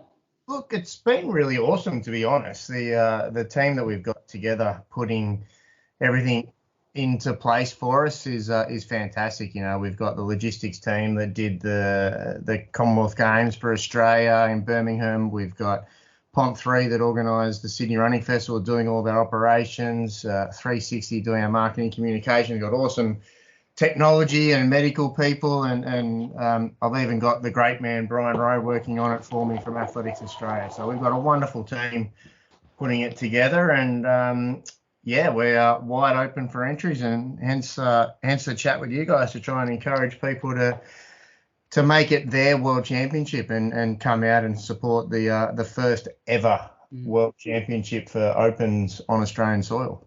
Yes, the reason we wanted to get you on was to, discuss how listeners can get involved, either be running or spectating. So let's start off with the running side of things. What events are open to the general public? We've literally got 34 events on that the general public can enter across the 3 days. So the World Championships are on the afternoon of Saturday, the 18th of February. And we're inside Mount Panorama in Bathurst. So where they have the V8s race, we're building a purpose-built 2-kilometre cross-country course in the middle of it, which will have a whole bunch of iconic Aussie features, which we can discuss shortly. And so there'll be races from 800 metres through to 10K, depending on your age. We've also got the World Masters Championships. So all you need to do is be registered with your federation. So that might be Masters Athletics Australia. There's relays on the Saturday morning. There's club relays. There's mate relays. There's a hot lap on the Friday afternoon. So if you're a pretty quick runner and you want to come and just try and run one lap as quick as you can and have a crack and then compare your time to what the athletes do in the World Championships the next day, we think that'll be a fun novelty. But one of the coolest ones, I reckon, is, and I still can't believe World Athletics approved this and signed off on it, but on the Friday morning, the first events that we're opening up with will be the golden ticket races. Have you heard about that, boys? Tell us, mate. It's so open men and women and under 20 men and women, so replicating the age groups for the World Championships. And the first 7 across the line from Oceania, so they'll be Aussies, Kiwis, Fijians, Vanuatu's, Papua New Guinea. The first 7 across the line in each of those 4 races will win a wild card into the World Championships the next day. So if you miss out on the Aussie team at the trial in Canberra on January 15, then here's a chance to line up against Joshua Cheptegei in the World Championship the next day in the open men, for example. It's just awesome. And how's that going to go down? If it's like you might get in the way the next day. Yeah, well, I mean, in order to make that, you're going to have to be pretty good, right? So it's going to be for the athletes that just miss out on making the Australian or New Zealand team. So it'll be competitive to get in there. Where we don't think there'll be any risk of them getting lapped. They will stand on the second start line and you won't be representing your country. So there's some rules around that, some sensible rules so that you're right, they don't get in the way. But if you're starting 1 metre behind the lead pack of all those Africans and you're not in the top 6 to make the Australian or New Zealand team, strong chance with the uphill start for 250 metres, you'll struggle to catch the leaders. So we don't think they'll get in the way. Yeah, that's pretty cool though. Like they'd be the first ever to do that, really. Like we haven't seen that before at any major championship. No, we haven't. And I was at a conference last week in Bangkok talking to the guy that organised the last World Championships, Jakob Larsen, who's now the head of the director of competitions for all World Athletics events, and talking to him about it. And he assured me that it had never been done before. So unique to Bathurst 2023. And Welshie, where do people go to enter these races? Yeah, so World Athletics website, you can go to the link there to Bathurst under the competitions, or go direct to worldathleticscrosscountry.com and just click on the link for mass races and go through and enter there. If you want to do multiples, you can just buy a bundle and you can enter an event on the Friday, the Saturday morning, the Sunday. And I should say that all entries to all mass races over the 3 days, regardless of which one, the kids runs for $20, or the golden ticket race, which I think $79, includes a spectator pass to the World Championships on Saturday afternoon, which is worth $35 in itself. So it's pretty good value. Welshie, the course, can you talk us through the course quickly? Like, is there any highlights? Is there a bit like the last one, there was that you ran over a house or something. Is there anything like that here? Yeah, there sure is. World Athletics were really big on having a cool design. So Jared Ryan from Canberra has actually designed the course with Wayne Larden and the team. So I take no credit for it, but it is awesome. So it's a 250 metre uphill start. Then you run along a bit of an off camber. Then you run across some wood chips through a billabong, a bit of a mud pit, we're calling it, up a massive hill which has upwards of 11% gradient. We're calling that the Mount Panorama. Around a boomerang, which will be a bit of a tight turn. through the Bondi Beach. So we're bringing in a 40-metre length of beach, and we'll dress that up with some lifeguards and have some fun with it for the commentators. And then we go through some private land, two elements of that. One will be a vineyard. So we'll run through the vines of a vineyard. We'll have 3 of those as part of the course, and you can choose whether you're a Shiraz, a Chardonnay, or a Rosé kind of drinker. So they can pick which lane they kind of go through. Yeah. That's cool. Yeah. And we also think that'll be a really key tactical part of the World Championships, where moves will be made, because you'll only be able to fit 1 or 2 abreast. So they'll actually have to spread out and run their own pace through there for about 100 metres. So I'm sure we'll see moves made on that, because it's slightly uphill as well. And then we come out of that place and we run through Dave's place, who's one of the residents there, and he's got a nice eucalyptus front yard. So we're calling that the Aussie Bush. Before they go down a massive downhill equivalent to the start, you'll be doing, they'll easily be clocking 2-minute 30 Ks down there. They'll smash it. And then they'll have to hammer on the brakes, chuck a Yui, and come up a chicane. And then that's 1,800 metres done. Run a little bit of the finish chute and head off and do it again. And depending on which one you're doing, you can go and do it 5 laps or 1 lap, or for kids, only 800 metres. And spectator experience, Welshie, I believe there's going to be some entertainment in the fan zones.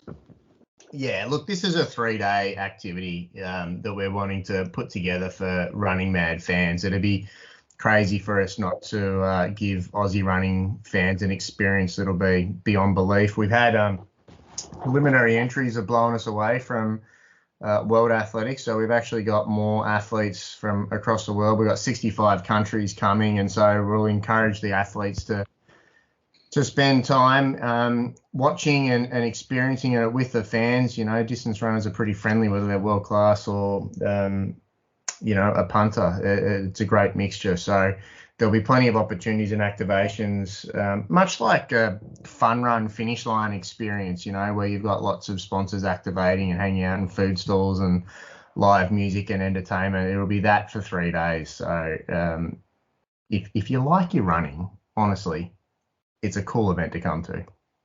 Absolutely. Sounds like it. Now, accommodation there, mate, best to get in quick? Yeah, I wouldn't leave it too much longer. I mean, obviously Bathurst can accommodate a lot of people, because they get 70,000 to the Bathurst 1,000, but they do a lot of camping on that. We are considering having some camping options, because we've booked a lot of the accommodation in town, and there's about 2,500 beds in Bathurst. They're pretty close to full. There are some beds available if you get in quick. But then also there's Orange, not too far away, Lithgow, Katoomba, all day trips. So you can still get a bed. I'd encourage people to book quickly. We'll be releasing some other beds soon for the World Masters athletes as well coming out. Otherwise, just, runners are tight. Usually get together with your mates, campsite. You don't have to stay in Bathurst. You can, stay around the corner and drive in is what we think most people will do. Yeah, Croaks, I'm not camping, mate. Let's get a house quick. Viv has been hassling me about when we're going to pull our finger out and book something. Yeah. So, because she's keen as mustard. Now, I'm not camping. Well, we know you've got a World Athletics meeting to go to. Is there anything that you want to add that the listeners should hear before we let you go? Look, we want to show the world, right, that this is a cool event and Australians can put on cool events. So, we're encouraging as many people to come and make this their event. That's why we've got a mass participation program. We think 80% of our spectators will be participants. So we do have an offer for Inside Running users or listeners. So if you use Inside Running 10, you'll get 10% off any entry fee or mass participation. And if you're part of a club, we're selling marquees. You can see all the information on our website. So you can bring your marquee and set that up for the 3 days and have a premium spot of spectating on the course and get your club marquee on the international broadcast. So we think that's a pretty cool opportunity for clubs to take up and bring a group over. So, and if anyone's got any other ideas, we just want people who love running to come and support this and show the world that we want to host future World Athletics events. This is the first time we've had a senior one. So calling out support. Yeah, you can't miss this. A lot of people out there complain and whinge that we don't get stuff, and then when it comes, and they just won't go. So this is the opportunity to get there. It might not happen again. I think as a runner, you've got to get there. It's like the Olympics. It's honestly a once in a generation opportunity for us. Like I've been to an Olympics, a Com Games, a few World Champs, but I've never been to a World Cross, and here I am organising it. So I'm excited to see it and want to do a really good job to show off Australian skills. And the other thing to touch on is that the Aussies might win a gold medal. The 4x2K. I mean, we've got 4 Olympic finalists over 1,500 metres and others knocking on the door to get into that team. So our Aussie team in the 4x2K will be phenomenal. Yeah, good point. Yeah, we spoke about that a couple of weeks ago. I can't wait. Welshie, thanks again for giving up some time. All the best over the next 10 weeks. And yeah, look forward to, I might see you at the trials. You going to be at the trials? 100%. Yeah, I'm all about cross country right now. Let's do it. Nice one. All right, mate. Take care. Thanks again. Thanks, boys. Appreciate it. Cheers, Richard. Bye. All right, Moose. I think we might leave listener question because we've been going for quite a while. So why don't you tell us about Moose on the Loose this week? Yeah, well, there was a couple here. There was a couple thrown at me, just like suggestions from a group chat. One of them was college athletes wearing their college kit instead of their local club kit. Another one was clubs poaching other athletes. But I don't know too much about this, so I'm going to stay away. I'm just going to throw it out there, and then people can pick up what they want from it. So Moose on the Loose could have been about the Valencia app just not keeping up. I think the podcast may have overcooked it, people searching for Sinead and Brady. Just too many people on the one athlete, you reckon? Oh, yeah, probably Kristian, actually. Like the amount of Strava followers he has. Oh, yeah. Broke the internet. Chris O would get him going. It was actually going to be about the coverage that the Australian marathon records got in the country. So, like, fucking Australian Football League released their draw for the 2023 season, which isn't for like 4 or 5 months yet. That took the front page of the Sport or the back page or whatever it is. Like, you are kidding me. The Socceroos played in a World Cup semi-final or whatever it was, the round of 16. That's massive news. The 2 marathon records got broken. That is insane. Come on, that's huge. Like, this has been around forever. And the AFL got the draw as the main. Like, it's not even a match. It wasn't even an event. Yeah, that's what happens over here, isn't it? So it's a bit sad that that's our sport, still just sort of followed by the niche community that is ours. It was good to see Brett get some coverage, though, this morning on the news. And even when I got to work today, there were people like, oh, what about Brett breaking the marathon Aussie record? And like the only reason that Brett got the coverage was because it was Deke, and non-runners know about Deke, so it's sort of, I guess, newsworthy. Was Sinead's record on there? No. That's fucked. but that's the thing, because Deke is like a household name amongst non-runners, whereas Benita's not. Which is also just crazy. Yeah. All right. Good one, Moose. I reckon we might revisit some of those other Moose on the Looses that you mentioned, and maybe another week. Okay. Happy for that. And you can take over.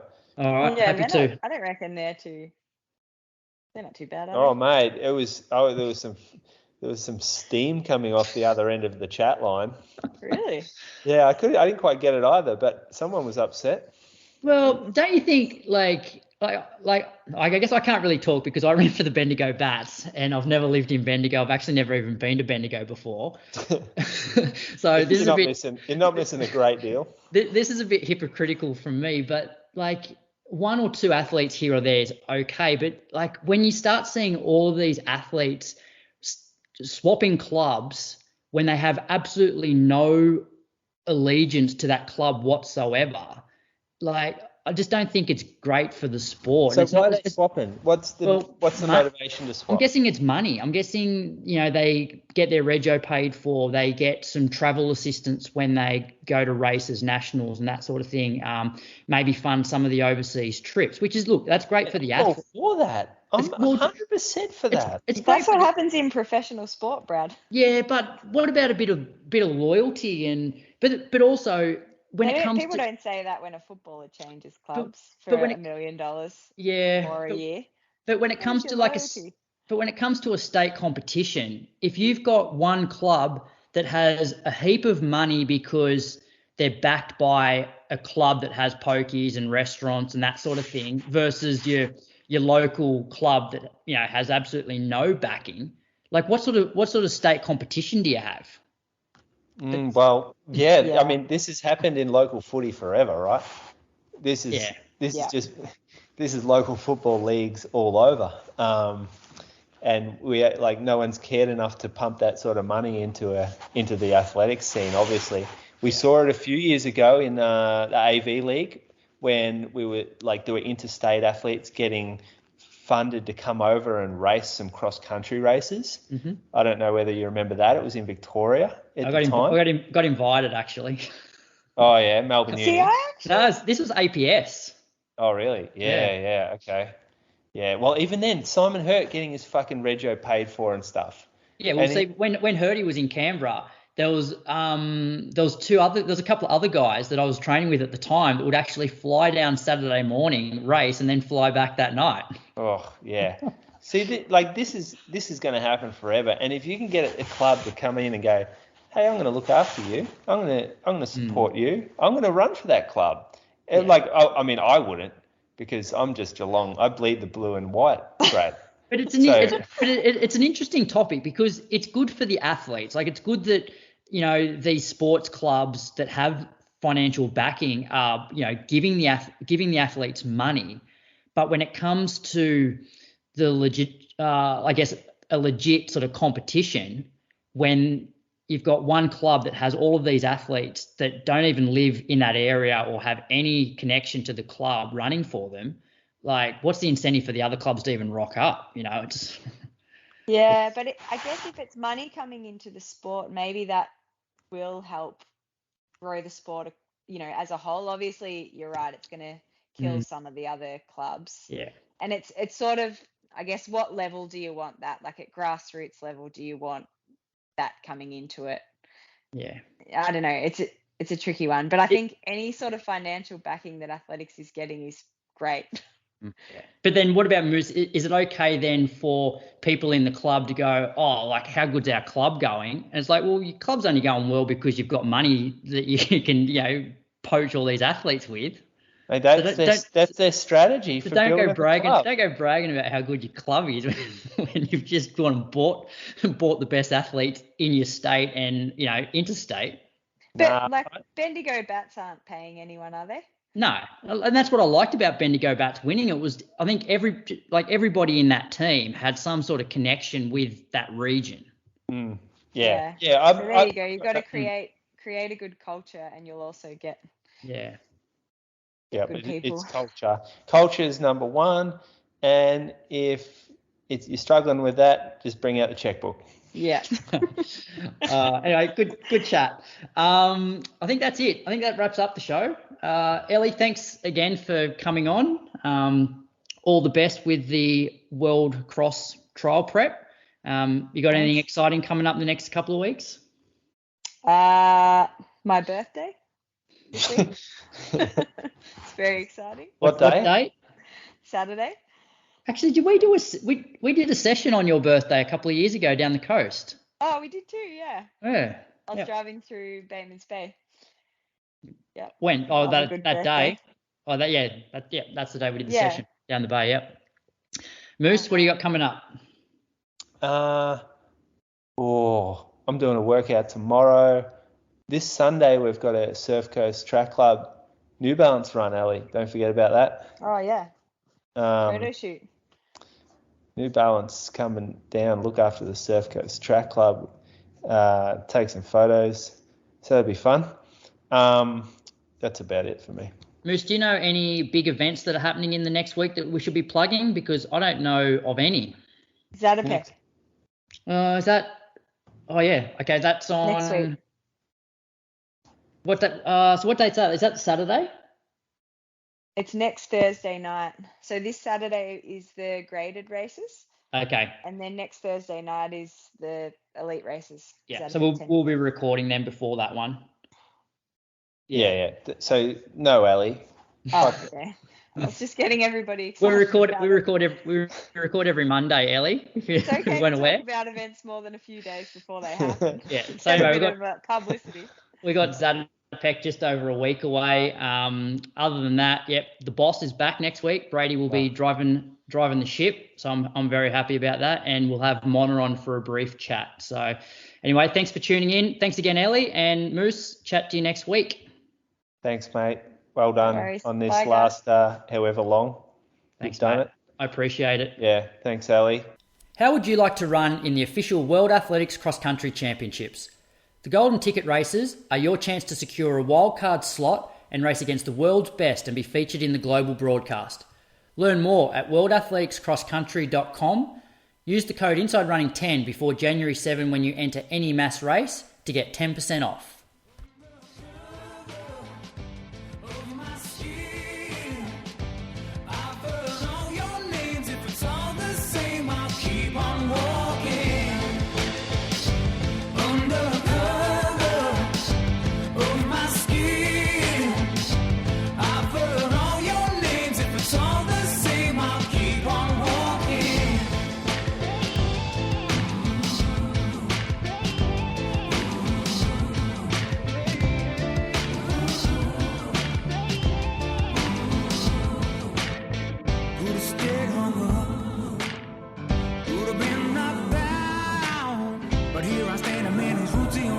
And I'm gonna hold my head up high.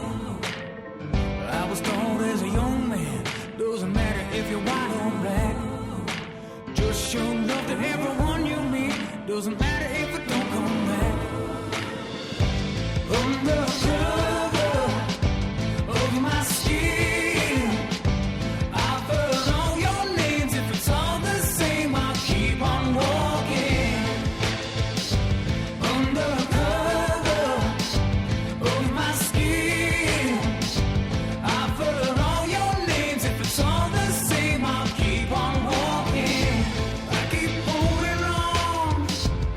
The world